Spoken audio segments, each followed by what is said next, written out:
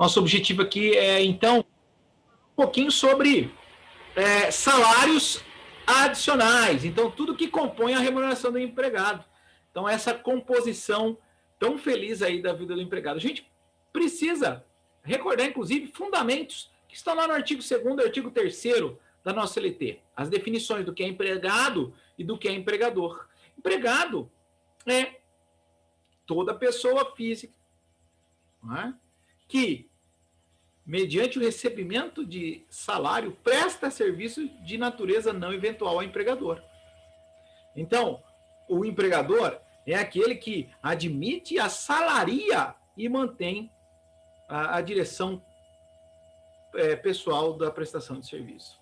O salário, então, falando deste primeiro item dos adicionais, da remuneração e composição do empregado, o salário é, inclusive, a contraprestação pela prestação de serviço do empregado. O empregado presta o serviço de natureza não eventual e recebe salário. Pedagogicamente, nós podemos entender que existem alguns tipos de salário, como, por exemplo, o salário mínimo, inclusive estabelecido e fixado também na CLT, no artigo 76. Fala do salário mínimo, a Constituição fala do salário mínimo federal. Então, é um teto mínimo federal que tem que dar para todas aquelas situações elencadas em lei: vestuário, lazer, alimentação, segurança, saúde, previdência da vida de um empregado. Tudo isso tem que compor aí o salário mínimo. Então, pedagogicamente, vamos listar aqui. Existe o salário mínimo, existe o salário normativo ou piso salarial. O salário normativo ou piso salarial é aquele estabelecido pelas convenções coletivas de trabalho, pelos acordos coletivos, né? Aquela categoria que faz o acordo coletivo com os empregadores, fixa o piso, o salário mínimo, chama normativo porque vem desta norma, que é a convenção coletiva de trabalho. Também nós temos o salário mínimo profissional. Sim, porque os profissionais liberais, dispensados da sua associação sindical, se quiserem, a categoria de classe fixa o seu salário, caso esse profissional liberal vá atuar como empregado, também ali tem a fixação do salário mínimo profissional para a classe de profissionais, dependendo de cada órgão de classe, como OAB para os advogados, CRM para os médicos, dentre outros. Salário mínimo, salário normativo, salário mínimo profissional, e nós podemos aqui citar o pagamento do salário in natura, que não é em produtos desta marca de cosméticos, mas é aquilo que compõe despesas de alimentação, de moradia, dentre outras. É o termo estabelecido pela CLT, é o salário in natura, o pagamento dessas despesas, lavanderia, né? Dentre outros aí, é o salário in natura, né? O tipo pedagógico aí para nós que trabalhamos aqui e estamos pensando nessa gestão de RH. E também o salário variável, salário misto e também o salário fixo. Salário fixo, aquele então estabelecido de maneira a ser a contraprestação paga, ele está fora ali dos níveis de salário mínimo, ele não é um piso da categoria, mas é um valor fixo mensal. Salário fixo mensal. O salário variável, que na sua composição, ele é basicamente feito somente de comissões, de vantagens, de gratificações. E o salário misto, que vai ter aí uma mistura das duas coisas. Como, por exemplo, um piso salarial, e aí seria um salário fixo, mais comissão por vendas. Salário, então, misto. De fato, de certo, entendendo os tipos de salário e sabendo que é o empregador que estabelece como ele vai pagar o salário, desde que esteja dentro dos padrões da lei, e o padrão da lei vai, inclusive, falar da forma, do tempo de pagamento de salário, e nos termos do artigo 459. Diz o seguinte, o nosso artigo 459 da CLT. O pagamento do salário, qualquer que seja a modalidade do trabalho, não deve ser estipulado por período superior a um mês, salvo no que concerne a comissões, percentagens e gratificações. Então, o artigo 459 não estabelece que o pagamento do salário não deve ser estipulado por período superior a um mês. Né? Ou seja, o empregado presta o serviço no mês e ele não pode receber, né, em período superior a um mês. Logo, inclusive, nós podemos pensar na data do pagamento do salário. Nós podemos pensar na data do pagamento do salário, né?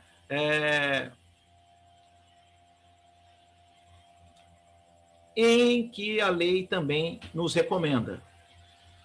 O pagamento do salário do empregado deverá ser feito até o 5º dia útil posterior à prestação de serviço.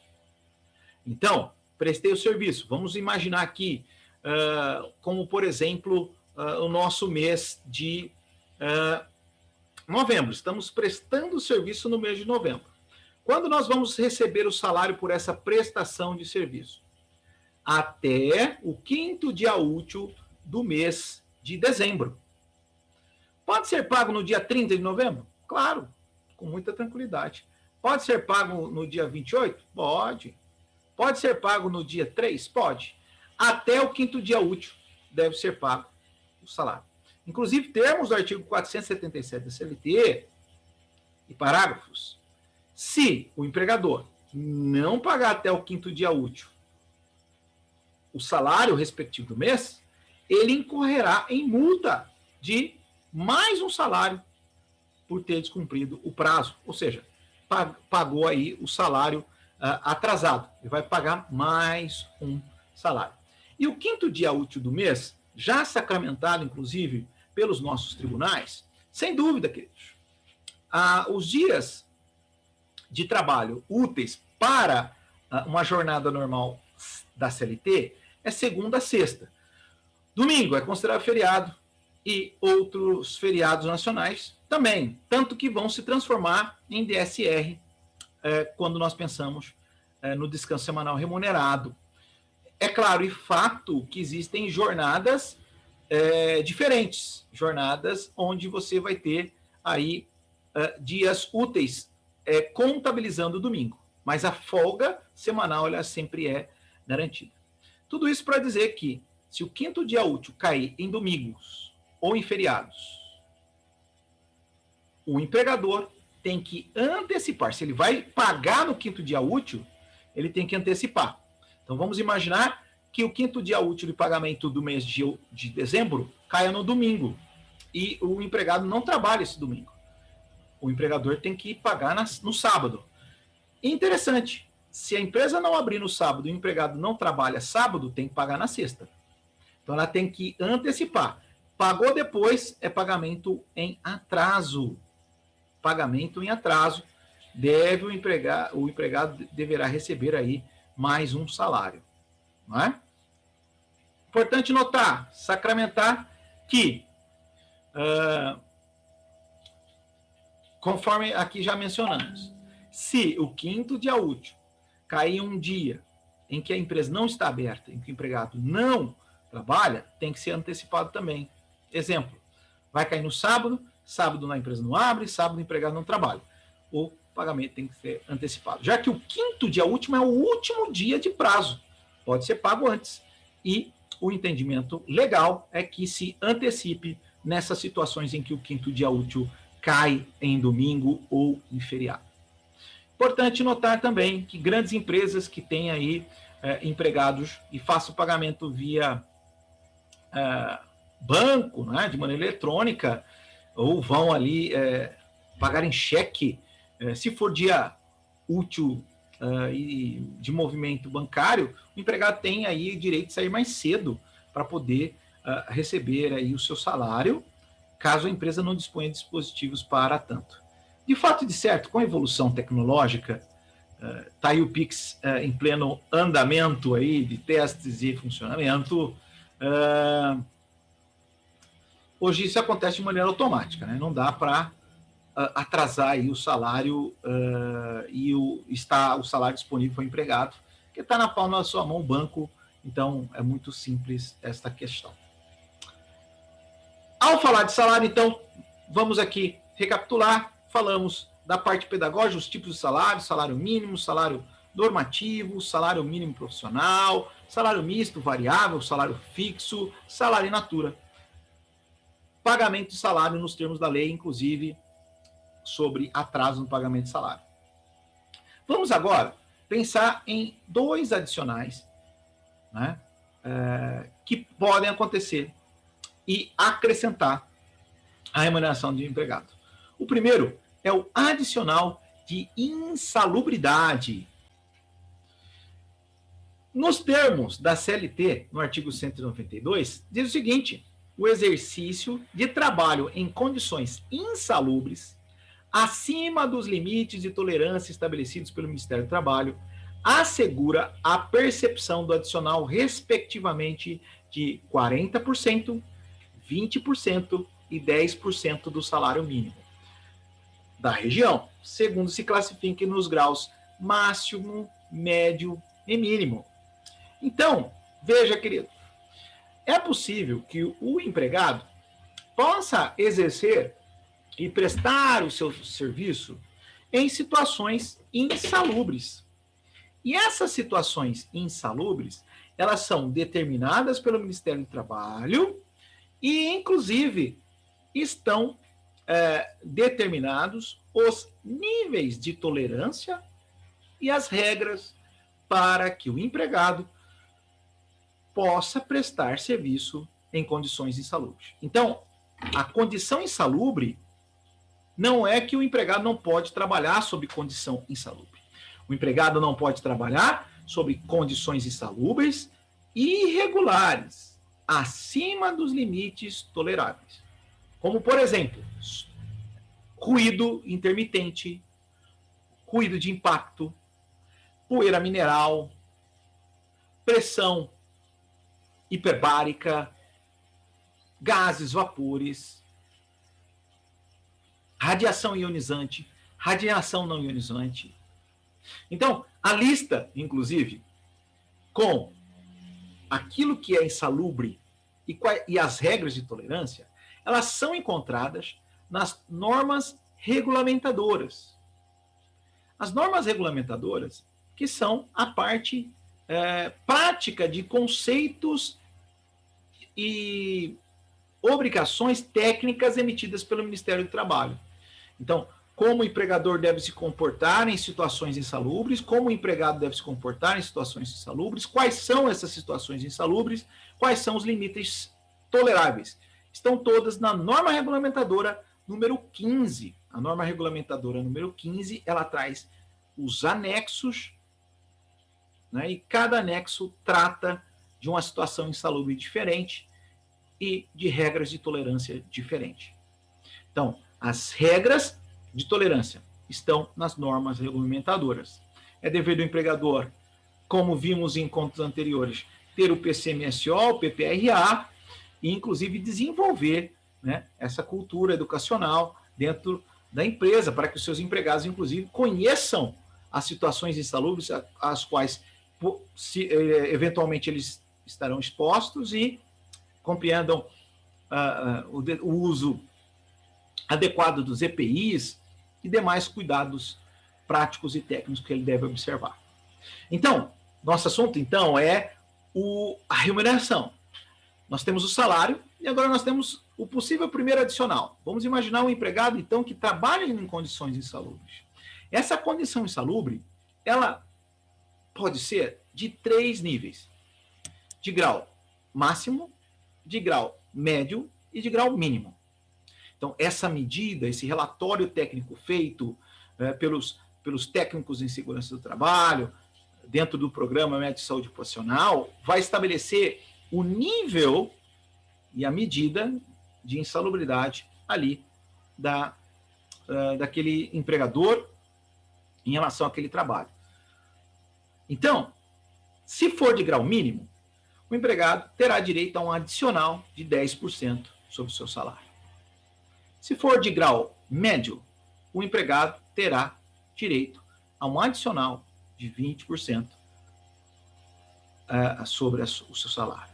Se for de grau máximo, o empregado terá direito a 40% de acréscimo no seu salário. Lembrando que a CLT, ela emprega esse cálculo com a base de cálculo do adicional de insalubridade é o salário mínimo da região, o salário mínimo federal. Então, com base no salário mínimo federal, salário mínimo da região, é estabelecido aí o percentual de 40 se for grau máximo, 20 se for grau médio e 10 se for grau mínimo, em relação ao adicional de insalubridade. E fique atento no nosso próximo encontro, porque no próximo encontro é teoria na prática, nós vamos fazer cálculos aqui e exercícios sobre salário e adicional de insalubridade e de periculosidade. Como exemplo aqui nesse nosso encontro, podemos pensar no seguinte: vamos imaginar um empregado que tenha o salário fixo estabelecido em relação à sua prestação de trabalho em uma empresa de R$1.000. Então, ele ganha R$1.000 de salário fixo. E esse empregado trabalha em condições insalubres. Então, ele tem direito a um adicional de insalubridade. O adicional de insalubridade, o nível, né, o grau de insalubridade a que esse empregado é submetido é grau médio. Logo, 20%. Então, vamos calcular aqui com a base de cálculo estabelecida em R$1.000, para ficar fácil. Então, ele vai ter direito ao salário, R$1.000, adicional de insalubridade, grau médio, 20%, então, R$200. Total da sua remuneração, salário, R$1.000, adicional de insalubridade, 200, R$1.200. Ok? Maravilha. Mas é possível também que o empregado esteja submetido a a situações consideradas perigosas, nos termos do artigo 193. E o artigo 193 traça o seguinte: são consideradas atividades ou operações perigosas, na forma da regulamentação aprovada pelo Ministério do Trabalho e Emprego, aquelas que, por sua natureza ou método de trabalho, impliquem risco acentuado em virtude de exposição permanente do trabalhador a inflamáveis e explosivos ou energia elétrica, roubos ou outra espécie de violência física nas atividades profissionais de segurança pessoal ou patrimonial, são as opções de tipos de adicional de insalubridade, de periculosidade. Então, aqui o adicional do artigo 193 é o adicional de periculosidade. O adicional que nós acabamos de ver, que tem os graus, né, tem os níveis, grau máximo 40%, grau médio 20%, grau mínimo 40%, é o adicional de insalubridade. Temos o artigo 192, com base, inclusive, técnica na norma regulamentadora número 15. Já o adicional de periculosidade, ele tem regulamentação, a norma regulamentadora do adicional de periculosidade é a NR16, norma regulamentadora número 16, e as situações consideradas perigosas são as situações onde o trabalhador vai estar em contato e sendo exposto a inflamáveis, a explosivos ou energia elétrica, a roubos ou outra espécie de violência física nas atividades profissionais de segurança pessoal ou patrimonial. Lembrando que, recentemente, né, os adicionais de periculosidade são os que mais mudaram e vira e mexe nós temos algum julgamento dando direito adicional de periculosidade em situações de trabalho que não estão estabelecidas aqui na CLT, mas são consideradas também de risco e exposição do trabalhador. A ideia aqui, então, é que não tem grau de periculosidade. Nós vamos ter o grau mínimo nos termos do parágrafo 1º do artigo 193, que diz o seguinte: o trabalho em condições de periculosidade assegura ao empregado um adicional de 30% sobre o salário, sem os acréscimos resultantes de gratificações, prêmios ou participações nos lucros da empresa. Então, o adicional de periculosidade, ele não tem grau máximo, médio, ele tem o mínimo, tem que ser no mínimo 30%. Geralmente, via de regra, a maioria dos sindicatos e acordos coletivos individuais, onde a classe trabalhadora é exposta a inflamáveis, explosivos, a energia elétrica, a roubos, outras espécies de violência física, aumentam esse patamar, não é? Então, aumentam esse patamar aí mínimo estabelecido para mais de 30%, não é? Então, isso é permitido. O que não pode é, para o adicional de periculosidade, pagar, por exemplo, 29% de adicional. Né? Então, 29% de adicional. Note que, nos termos do parágrafo 1º, a base de cálculo do adicional de periculosidade é o salário, sem acréscimo. Então, a base de cálculo adicional de periculosidade é o salário. Então, vamos pensar naquele nosso exemplo? O empregado ele tem um salário fixo de R$1.000 e ele trabalha aí exposto a inflamáveis. Então, ele vai ter direito a adicional de periculosidade. O valor do adicional de periculosidade a que ele tem direito é de 30%, calculado sobre o salário de R$1.000. Ele tem direito a R$1.300. R$300, R$1.300. Aí seria o salário bruto. Salário fixo, R$1.000, R$300 de adicional de periculosidade. Então, nós vimos hoje salários, adicional de periculosidade e adicional de insalubridade. Lembrando que para o adicional de insalubridade, vale a pena verificar os níveis de tolerância, as regras estabelecidas na norma regulamentadora 15 para o adicional de insalubridade e na norma regulamentadora número 16 para o adicional de periculosidade. Eu quero convidar vocês a estar atenta, a vocês ficarem atentos.